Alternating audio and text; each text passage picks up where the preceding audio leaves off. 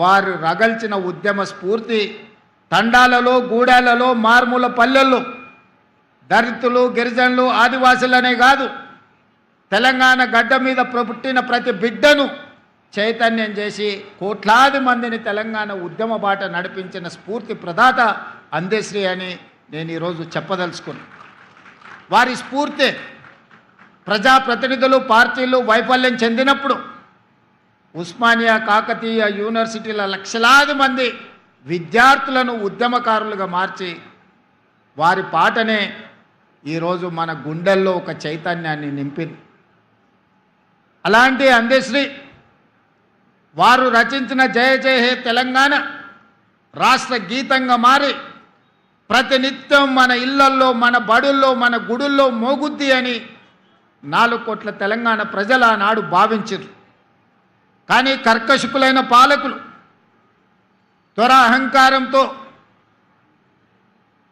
పరిపాలనను అందించే వాళ్ళు అందశ్రీ మాటను పాటను గళాన్ని నిర్బంధించాలి నిర్మూలించాలి అని కుట్రపూరితంగా 10 సంవత్సరాలు ఆ పదాన్నే వినిపించనీయకుండా అందశ్రీ మీద కక్షతోని ప్రజలై పాడుకున్న జయ జయ హే తెలంగాణను కప్పిపుచ్చే ప్రయత్నం చేసిరు.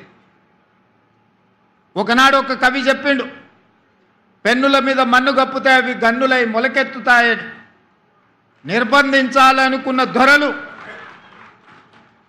ఆ నిర్బంధం నుంచి తెంచుకున్న సంకళ్ళు ఈనాడు తెలంగాణ రాష్ట్ర గీతంగా ప్రతి బడిలో ప్రతి గుడిలో ప్రతి ప్రభుత్వ కార్యాలయంలో ఈరోజు మనం మాట్లాడుకునే పరిస్థితి వచ్చిందంటే తాత్కాలికంగా వాళ్ళు అనుకొని ఉండొచ్చు, సంతోషపడి ఉండొచ్చు, లేకపోతే పైశాచిక ఆనందాన్ని పొంది ఉండొచ్చు. అన్నిటికీ మేమే కారణం, అన్నీ మాకే కావాలి అని కోరుకొని ఉండొచ్చు.